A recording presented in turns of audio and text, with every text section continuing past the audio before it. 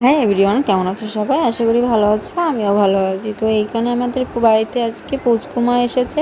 আর পুচকুমা দেখো torch light নিয়ে কত সুন্দর খেলা করছে। ও দাদার পেছনে টর্চ লাইট নিয়ে শুধু ছুটছে। আর ওরা কেন এসেছে বলো তো? কদিন পরেই তো মেলা, সে একটা কারণ। তাছাড়াও আমাদের পুচকুমার শরীরটা ভীষণই খারাপ। ও জ্বর হয়েছে, বমি করছে বারবার, তার জন্য মা গেছিলো, মা গিয়ে নিয়ে এসেছে। আর এইখানে যখনই একটু শরীরটা ভালো হলো, অমনি ও দাদার সঙ্গে দুষ্টুমি করা শুরু হয়ে গেছে।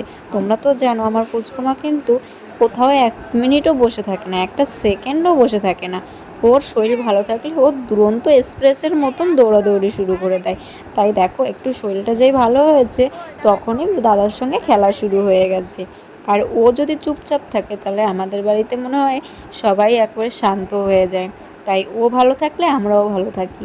তারপরে দেখো বিকেলবেলা আমার কোলে বসে খেলছিল।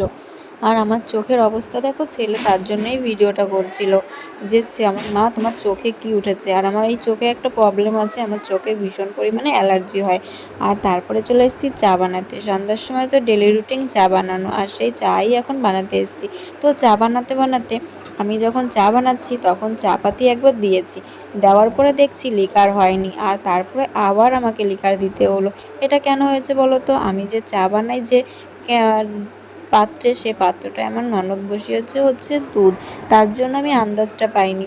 তাই এখন এইখানে আবার সেই চা পাতি ডবল ডবল দিতে হলো। তো চলো, ভিডিওটা তোমাদের কেমন লাগছে তোমরা কিন্তু একটু কমেন্ট করে জানাবে। আর এইখানে আমার চাটা হয়ে গেছে, আমি এখন চাটা নামিয়ে নিচ্ছি, কারণ সবাইকে এখন চা দিতে হবে। সন্ধ্যা তো হয়ে গেছে, অনেক সময় সন্ধ্যা দিতে দিতে দেরি হয়ে গেছিলো, তাই চা বানাতেও একটু দেরি হয়ে গেছে। সন্ধ্যাটা দিতে আমার অনেকটা সময় লাগে। আর এখানে দেখো সন্ধ্যার পরে ছেলেকেও দিয়েছি ভাত, সবাইকে চা দিয়েছি আর ছেলেকে দিয়েছি ভাত। আর এই দেখো আমার চোখটা ছোট হয়ে গেছে একটা, কারণ প্রচণ্ড পরিমাণে অ্যালার্জি হয়ে গেছে। আর এইখানে আমার পুচকুমাকে ওষুধ খাওয়াবে, তার জন্য কান্নাকাটি করছে।